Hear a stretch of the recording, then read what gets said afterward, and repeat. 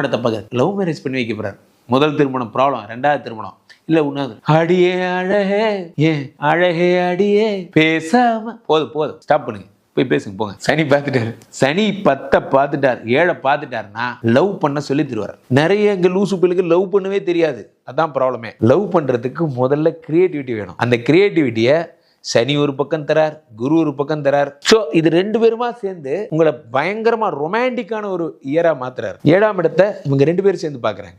இந்த பக்கம் என்னடான்னா 9ஆம் வீட்டு ராகு இருக்கார், அதை குரு பாத்துறாரு. குரு சண்டால யோகம். எங்க அப்பா சூப்பரா இருக்கு. ஆனா ஒரு ஆபத்து, மிதுன ராசிக்காரர்களுக்கு அப்பா இருக்கிறவங்க அப்பாவோட உடல்நிலையில ரொம்ப ஜாக்கிரதையா இருக்கணும்.